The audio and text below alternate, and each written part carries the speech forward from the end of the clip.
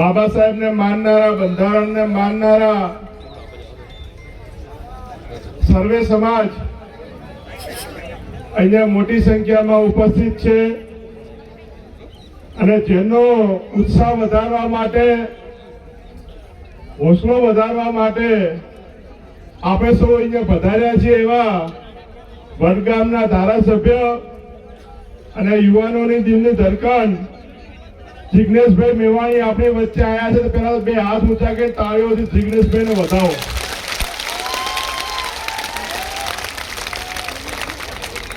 ગઈકાલે વડગામમાં 1000-2000 ના ટોળામાં જે આમ હાથ ઊંચા કરીને જે જતા હતા, તાળીઓ એવી વગાડો છે ગાંધીનગર સુધી સંભળાય કે આ રેલો અહીંયા છે.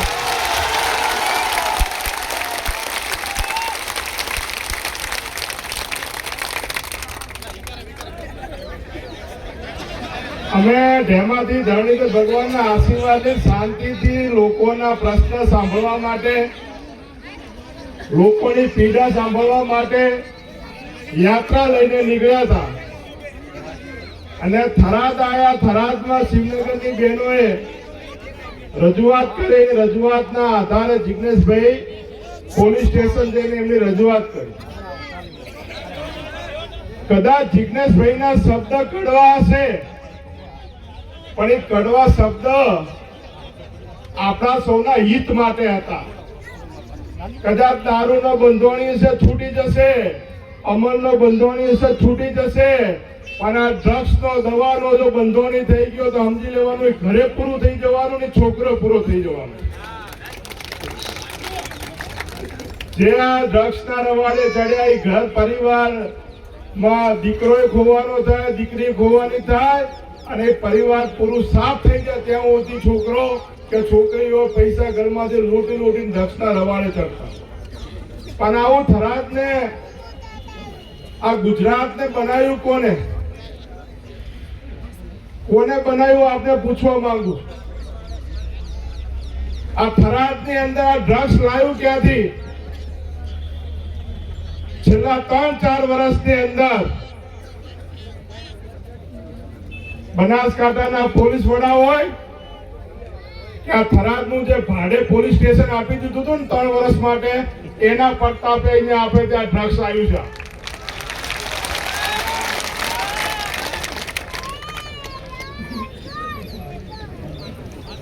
1000 યુવાન તો ડ્રગ્સના રવાડે ચડ્યા, પણ ઘણા બધા પોલીસના અધિકારીઓ કે કોન્સ્ટેબલો અત્યારે એમની ડ્રગ્સ ખાતા કરી નાખ્યા હતા લોકોએ. અને એ ડ્રગ્સના વેપારીઓ જોડેથી હપ્તા લઈને આપણી જિંદગી બગાડે છે. એમનું ઘર હમું કરવામાં આપણા વિસ્તારના ઘરો બરબાદ કરી રહ્યા છે. એના વિરુદ્ધમાં જિગ્નેશભાઈએ અવાજ ઉપાડ્યો હતો. પણ હું ધન્યવાદ આપું છું, આભાર માનું છું આ વાવ થરાદના લોકોને. વાવ થરાદના કોઈ એક દલિત સમાજને નહીં, પણ આ વાવ થરાદની સર્વે સમાજને આપું છું કે જિગ્નેશભાઈ મેવાણીને ટેકો આપશે.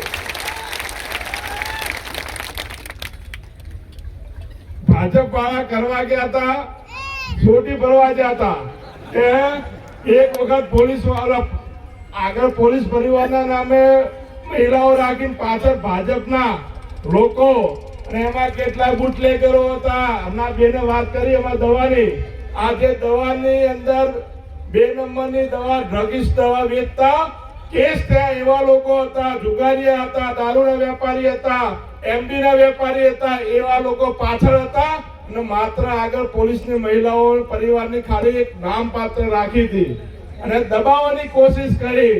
પણ એમને ખબર નથી અમે આ ખોટી હળી કરી હતી. આ વખતે શાંતિથી યાત્રા જતી હતી, જાણી જોઈને હળી કરી અને એમને રેલી કાઢીને સામે તમે બધા ભેગા થઈને એમને બરોબરનો જવાબ આપ્યો. જો જવાબ ના આપ્યો હોત ને તો આ જિગ્નેશભાઈ મેવાણીને આ સામે આખા ગુજરાતની પોલીસ લાવી દોત.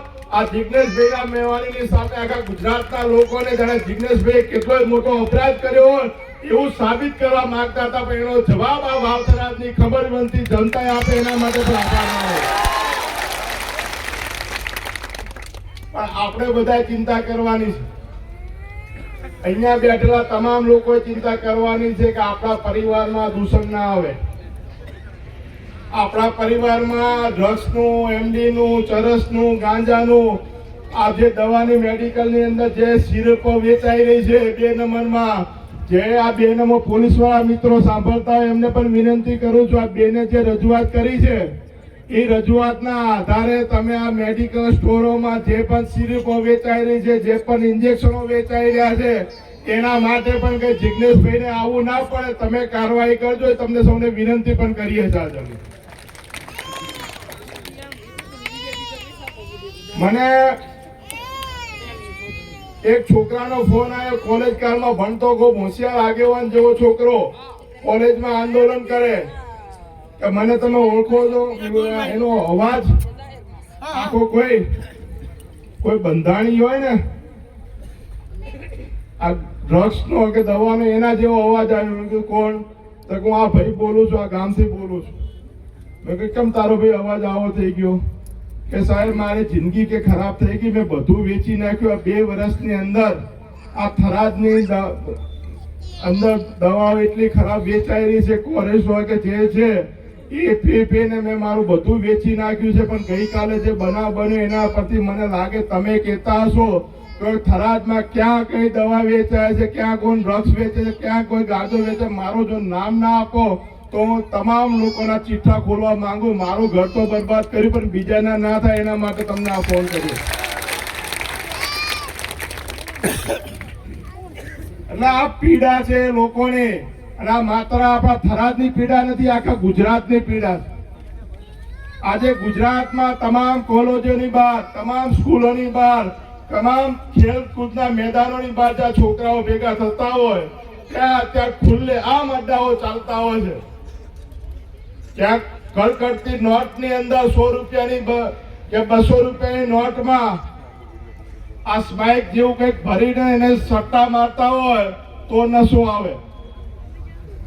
ક્યાંક ઇન્જેક્શનો લે તો તમે ઊભા થઈ શકો. આવી જે ડ્રગિસ્ટ આખી પેઢી નવી ઊભી કરી છે એના વિરુદ્ધમાં આપણે સૌએ જાગૃત થઈને લડવું પડશે. કદાચ પોલીસ કામ કરે કે ના કરે પણ આપણે આપણા પરિવારમાં, આપણા કુટુંબમાં, આપણા ગામની અંદર આ બધી આપણી અંદર ના પેસે એના માટે કરીને આપણે સૌને જાગૃત થવું પડશે. અને આજે કમસે કમ અહીંયા બાબા સાહેબનો નિર્વાણ દિવસ છે તો બાબા સાહેબને સાક્ષી માનીને એટલું તો આપણે નક્કી કરીએ કે કમસે કમ મારા પરિવારમાં કોઈ છોકરો ડ્રગ્સના રવાડે નહીં ચડે એની ખાતરી આપણે સૌ રાખશું. એટલું તો કરી શકીએ કે ના કરી શકીએ? આજે બાબા સાહેબના નિર્વાણ દિવસે આપણે નક્કી કરીએ કે આ વિસ્તારમાં ક્યાંય પણ ખોટું થતું હોય, કોઈ પણ ડ્રગ્સ વેચતો હોય, દારૂ વેચતો હોય કે ચરસ વેચતો હોય કે દવા વેચતા હોય ધ્યાનમાં આવશે તો કોંગ્રેસ પાર્ટીએ એક હેલ્પલાઇન નંબર નાખ્યો છે. ના લાલજીભાઈ ઉભા થશે ત્યારે હેલ્પલાઇન નંબર આપશે, એના ઉપર તમે ખાલી એડ્રેસ આપજો કે આ જગ્યાએ આ વેચાય છે. એનું કામ બાકીનું આગળનું અમે લોકો બધા ભેગા થઈને કરશું, પણ જાગૃત થવાનું કામ તમારું. આ થરાદમાં એસપી સાહેબ તો હમણાં 15 દિવસથી જ આવ્યા છે. થરાદના નવા પીઆઈ 15 દિવસથી જ આવ્યા છે. પણ જે 3 વર્ષથી અહીંયાના ડીવાયએસપી હતા કે વહીવટદારો હતા એમને ખબર નથી કે અહીંયા દારૂ વેચાય છે, ડ્રગ્સ વેચાય છે કે આ 2 નંબરના ધંધા ચાલે. એમને તો ખબર હતી કે નહીં? તમને પૂછવા માંગુ છું, એમને તો ખબર હતી ને? મને હમણાં એક વાવ તાલુકામાંથી ફોન આવ્યો કે અમે પોલીસ સ્ટેશનમાં ફોન કરીને કીધું કે અહીંયા અમારે ત્યાં દારૂ વેચાય છે. અડધો કલાકમાં બુટલેગરો અમારા ઘરે આવીને અમને ધમકી આલી કે તમે અમારી પોલીસ સ્ટેશનમાં ફરિયાદ કરી. આટલું નેટવર્ક છે આમનું. પોલીસમાં ફરિયાદ કરે, અડધો કલાકમાં બુટલેગર જઈને ધમકી આપે છે કે અમારા વિરુદ્ધમાં તમે કેમ ફરિયાદ કરી. આટલું બધું અત્યારે 80% તો બંધ થઈ ગયું છે કે નહીં?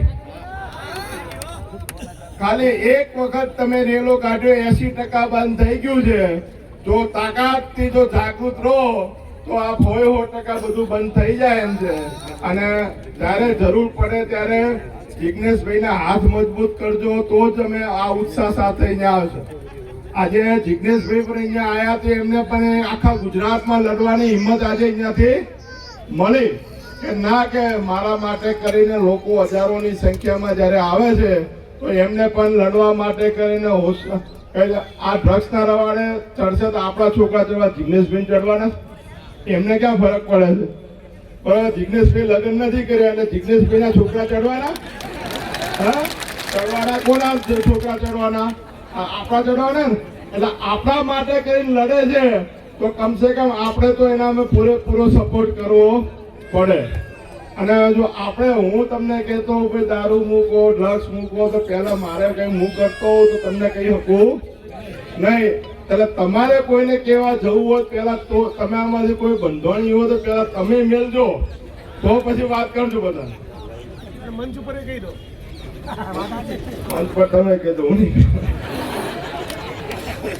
અને બધા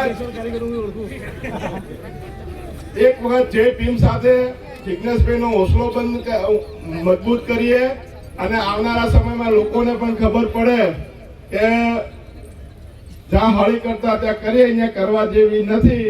જય ભીમ.